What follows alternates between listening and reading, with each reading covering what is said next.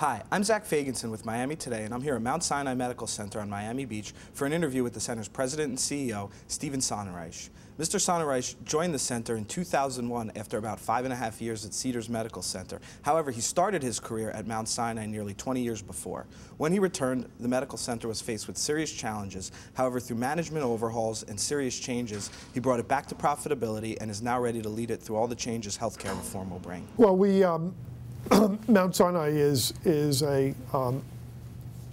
one of only 2 teaching hospitals in this community, and it's become rather vogue lately, for many hospitals to call themselves teaching hospitals. But at the end of the day, by state statute, there are only 2 teaching hospitals in Miami-Dade County, and that's Mount Sinai and Jackson Memorial Hospital, and we've been at that, for the better part of a half a century, and so, being a teaching hospital is something that's very special to us, and it's been part of our mission since the inception of Mount Sinai Medical Center 60 years ago.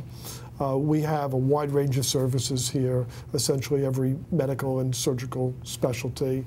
We have particular centers of excellence in cardiovascular disease and minimally invasive surgery, cancer, orthopedics, and rehab.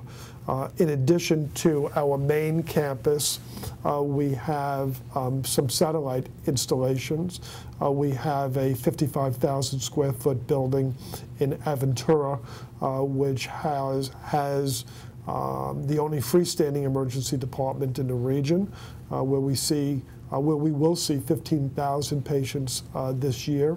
We also have a full range of diagnostics there, a cancer center, and approximately 40,000 about 40,000 square feet of space that many of our medical staff have their offices there. We have a primary care center in Key Biscayne. We're about to open a cardiology and internal medicine office in Hialeah. Mount Sinai has been challenged by the demographics of Miami Beach, which have changed dramatically over the last 20 years. This used to be very much of a retirement community, and now it's a very young community.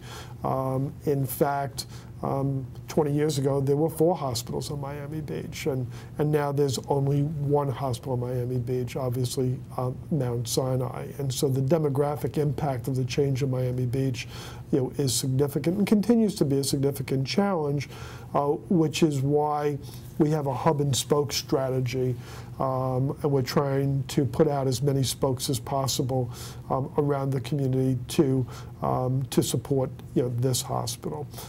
I was thinking about, I don't know how much you want me to talk, because I could talk forever. Is that I was thinking about this interview, and I think that one thing that I find very interesting is that there are only 3 hospitals in all of Miami-Dade County that have had the same consistent structure leadership for the last 60 years. Mount Sinai, Baptist Hospital, and Jackson, and we know that Jackson's structure is probably about to change.